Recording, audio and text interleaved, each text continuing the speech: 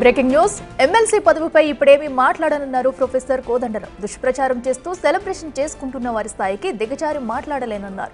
తన ప్రయాణం పదవులతో మొదలు కాలేదని, పదవులతోనే ఆగిపోయేది కాదన్నారు. మెరుగైన ప్రజాస్వామ్యాన్ని నిర్మించడం కోసమే తన ప్రయాణం అంటున్న కోదండరాంతో మా ప్రతినిధి Venkat face to face.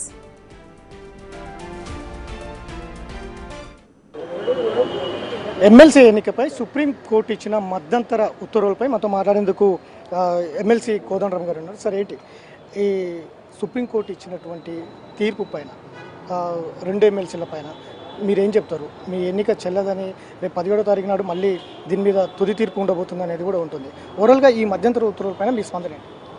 Court పరిధిలో విషయం ఉన్నప్పుడు ఏం చెప్పాను నేను, ఎందుకంటే కోర్టు విచారణ చేస్తున్నది విషయాన్ని, ఆ విచారణ చేస్తున్నది కాబట్టి దానిపైన వ్యాఖ్యానించడం కూడా సమంజసం కాదు, న్యాయపరంగా కూడా అది సరియైనటువంటిది కాదు. అందుకని నేను దానిపైన ఎక్కువ మాట్లాడదలుచుకోలేదు. ఇంకొకటి, ఉద్యమ పార్టీ బీఆర్ఎస్ అని 2014 కంటే ముందు నుంచి కూడా కోదండరాం బీఆర్ఎస్ పార్టీ వైపు నిలబడ్డారు, ఉద్యమం వైపు నిలబడ్డారు, జనజీవనం స్తంభింపజేశారు, తెలంగాణ ఏర్పడడంలో కీలక పాత్ర పోషించారు. అట్లాంటి కోదండరాంకి ఒక ఎమ్మెల్సీ రావడం కూడా జీర్ణించుకోలేకపోతుంది ఇప్పుడు ప్రస్తుతం బీఆర్ఎస్. సో నిన్న సుప్రీంకోర్టు తీర్పు పైన కూడా సోషల్ మీడియా వేదికగా మీ మీద సెలబ్రేట్ చేసుకుంటున్నటువంటి పరిస్థితి ఉంది. ఎట్లా అర్థం చేసుకోవాలి దీన్ని?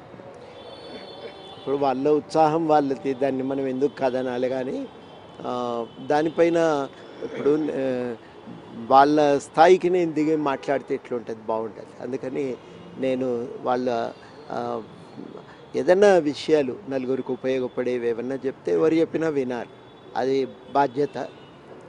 మిగతా ఎవరి కామెంట్స్నైనా మనం సీరియస్గా పట్టించుకుంటే ప్రయోజనం కూడా ఉండదు.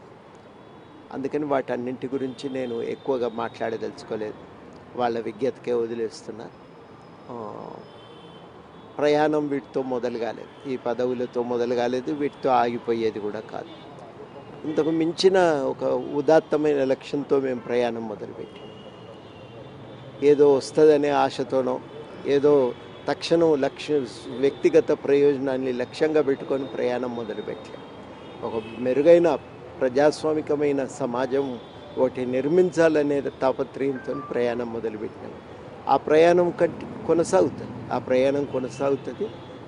78 నుంచి చేస్తూనే ఉన్నాం ఆ ప్రయాణాన్ని, భవిష్యత్తులో కూడా కొనసాగుతుంది.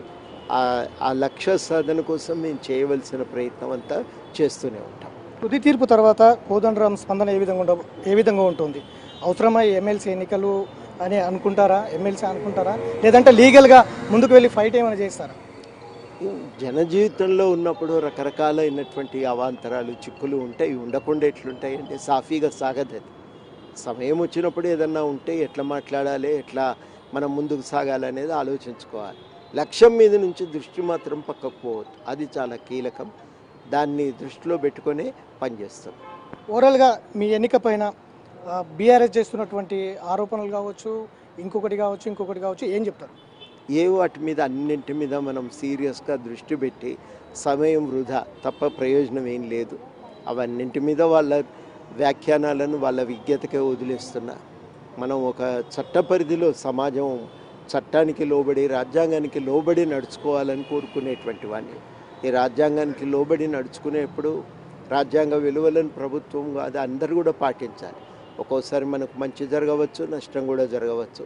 వాటి నుంచి నేర్చుకోవాల్సింది ఏమన్నా ఉంటే నేర్చుకోవాలి, కానీ లక్ష్యాలను మాత్రం మర్చిపోవద్దు, మన ప్రయాణాన్ని మాత్రం ఆపవద్దు అనేదే మా పెద్దల నుంచి మేము నేర్చుకున్నటువంటిది. దాని ప్రకారమే మేము సాగుతూ ఉంటాం.